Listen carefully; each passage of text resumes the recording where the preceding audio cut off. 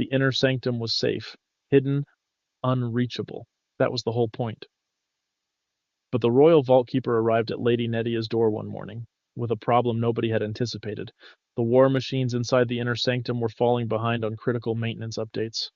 Those updates were delivered by couriers from the outside world, and the Inner Sanctum had no connection to the outside world. The very thing that made it safe was now slowly breaking it. The obvious solution was also the catastrophic one. Build a gate into the Inner Sanctum, connect it directly to the world road, let the update couriers come in.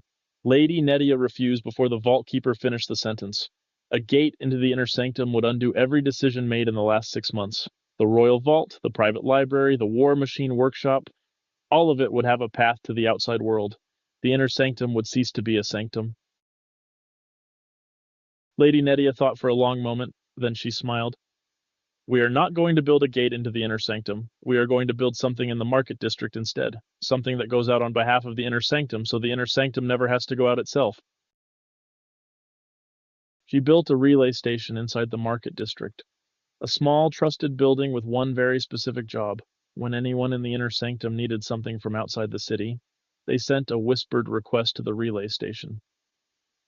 The relay station walked out through the great gate, collected what was needed, came back inside, and delivered it. Simple, clean, and, critically, at no point did the relay station ever reveal who had sent the request. From the outside world's perspective, every request came from the relay station, a building in the Market District with a known, unremarkable public address. No outsider saw the Inner Sanctum's address. No outsider knew the Inner Sanctum had any interest in the outside world at all. The war machines got their updates. The royal vault stayed invisible. The relay station had one rule carved above its door. Requests go out. Nothing uninvited comes in.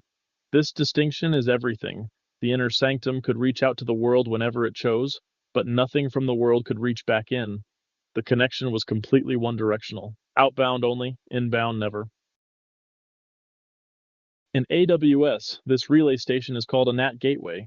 NAT stands for Network Address Translation. When a private subnet resource sends a request to the internet, the NAT gateway intercepts it, replaces the private IP address with its own public IP address, sends the request out, receives the response, and forwards it back. The outside world only ever sees the NAT gateway's address. The private resource's address is never exposed. Here's the exam detail that matters most. The NAT gateway must live in a public subnet, not a private one. This is the step most people get wrong on first attempt. The NAT gateway needs to reach the internet, which means it needs a path to the internet gateway, which means it must be in a subnet whose route table points to the IGW. You cannot put a NAT gateway in a private subnet and expect it to work. It would have no way out. The flow works like this. A private subnet instance wants to download a software update from the internet. Its route table does not point to the internet gateway directly because it is a private subnet. Instead, its route table has one entry: send all outbound traffic to the NAT gateway. The NAT gateway, sitting in the public subnet, receives the request, swaps the source address to its own public IP, and sends it out through the internet gateway. The response comes back to the NAT gateway, which translates it back and delivers it to the original private instance. The private instance never touches the internet directly. The internet never learns the private instance exists. The NAT gateway is the only face the outside world ever sees. This is called IP masquerading, and it is the core mechanism behind NAT.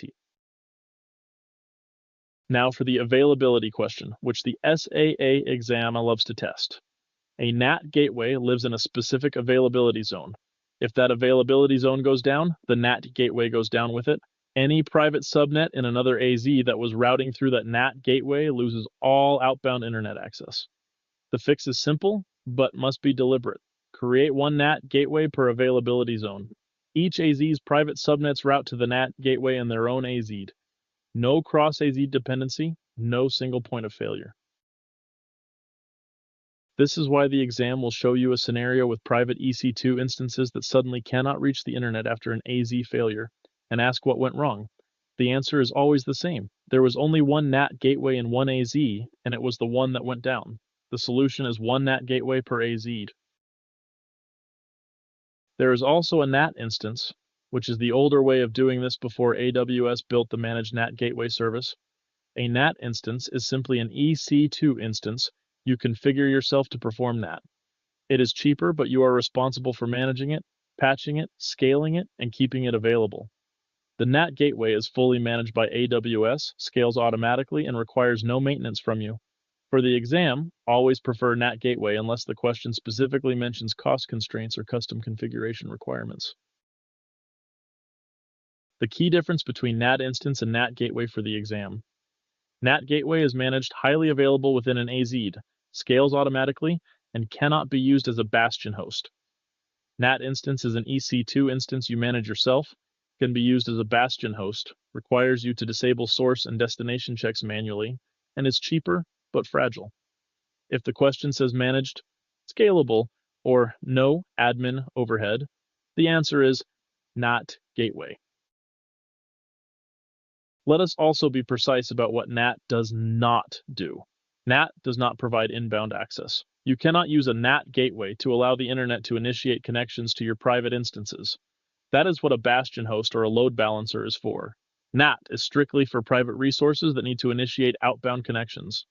Download updates, call external APIs, reach public AWS services, anything initiated from inside going out, never the reverse. The relay station became one of the most important buildings in Cloudoria, invisible to outsiders, tireless in its work, never revealing a single address it served. The war machine stayed updated, the royal vault stayed secret, and Lady Nettia's design remained intact. The Inner Sanctum could reach the world without the world ever knowing it existed. In AWS terms, remember this architecture. Private subnet route table has 2 entries. Local traffic stays internal. Everything else goes to the NAT gateway. The NAT gateway sits in the public subnet. The public subnet route table sends everything to the internet gateway. The chain is private instance to NAT gateway to internet gateway to internet. The response travels back the same chain in reverse. 3 months passed. The city was humming. But one evening the king received a troubling report. Someone had attempted to break into the royal vault. The bodyguard had turned them away, but the king had no record of the attempt, no name, no time, no description of the figure, nothing. "I want to know," said the king, quietly furious. "Every attempt, every road, every message that was turned away. I want a complete record of everything that moves through this city." Episode 6, The Watchtower.